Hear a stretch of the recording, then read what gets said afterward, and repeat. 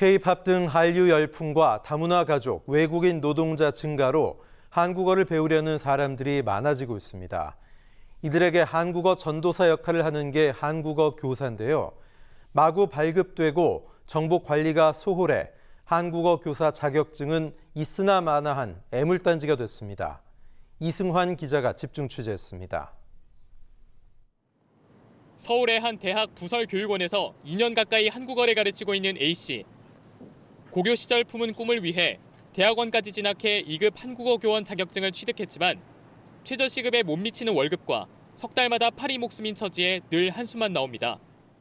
연장을 해야 되는데 만약에 3개월 했는데 학생 수가 적어지거나 하면은 이제 재계약이 안 되면은 그 시술을 못 받으니까. 1시간 수업에 3만 원 안팎의 강의료로 생계를 꾸려가기 힘든 건 여건이 좋다는 상위대학교도 마찬가지. 10년 넘는 한국어 교육 베테랑인데도 신분은 여전히 계약직입니다.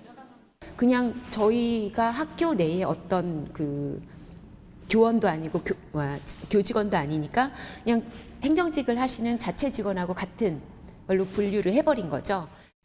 올 5월 기준 자격증 보유자는 4만 5천 명에 달하지만 4%만 대학 어학당 강사로 활동합니다. 150만 원 이상을 들여 수업과 필기, 면접 시험까지 거쳐 자격증을 따도 취업은 바늘구멍.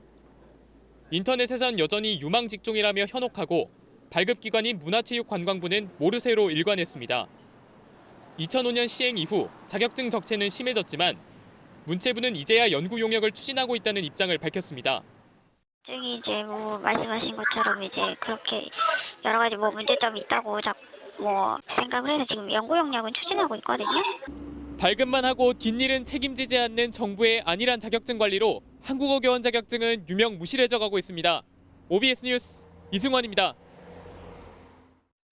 한국어 교원 자격증 문제를 취재기자와 더 자세히 얘기 나눠보겠습니다.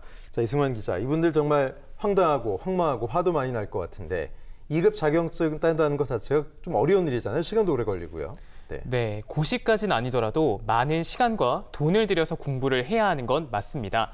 한국어 교원 자격증은 1급부터 3급까지 3개로 나뉘는데 1급은 바로 딸 수 없고 2, 3급을 먼저 취득한 뒤 일정 요건을 갖춰야 합니다.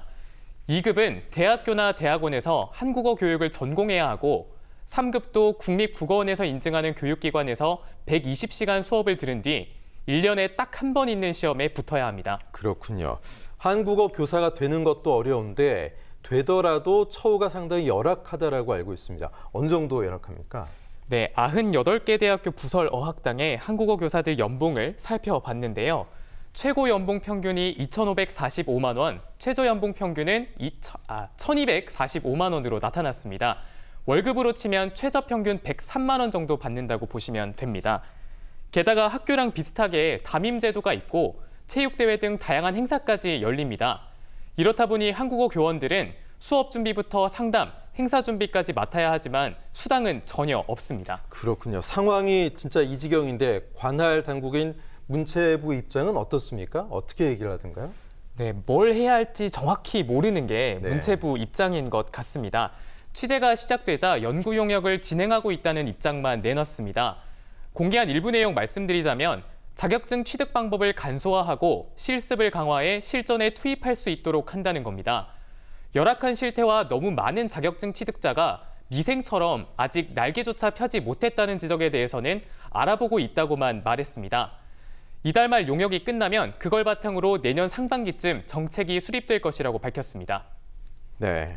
다만 그간 문제제기가 있었는데도 아직도 매년 6천 명 이상에게 새로 자격증이 발급하니까 악순환은 계속될 것으로 보입니다. 네, 그야말로 자격증을 찍어내듯 발급만 해놓고 재교육은 없다 보니까 방치되는 그런 입장. 결국은 한국어를 배우는 외국인들만 피해를 볼 수밖에 없지 않을까 그런 생각이네요. 네, 맞습니다. 결국 배우는 사람만 피해를 본다는 건데요.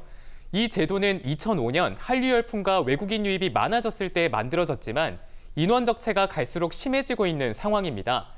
1급 자격증을 가진 한국어 교사의 지적도 같습니다. 들어보시죠. 재교육이랄까요?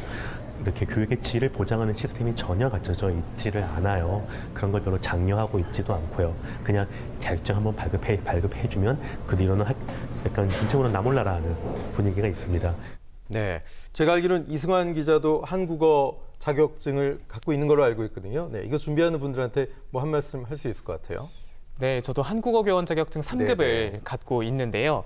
사실 저도 이런 현실을 모르고 부푼 꿈을 안고 공부를 하고 또 돈을 들여서 네. 이 자격증을 땄습니다. 그런데 대학교 부설 어학당 등 웬만한 곳에선 2급 이상 자격증을 요구하고 있고요. 3급 자격증으로 그래서 구할 수 있는 직장은 사실상 없다고 보시면 됩니다. 저는 주민센터에서 결혼 이주민 여성을 대상으로 한국어를 가르치는 봉사활동을 했는데요. 보람있고 뿌듯한 경험이었지만 이 일을 생계로 생각하고 도전하려는 분들은 이런 현실을 꼭 알고 준비를 하셔야 할 것 같습니다. 네, 어쨌든 문체부에서 개선된 좀 정책이 나와야 될 것 같고 관련 내용 계속해서 취재해 주시고 새로운 내용 있으면 꼭 말씀해 주십시오. 오늘 고맙습니다. 네, 감사합니다.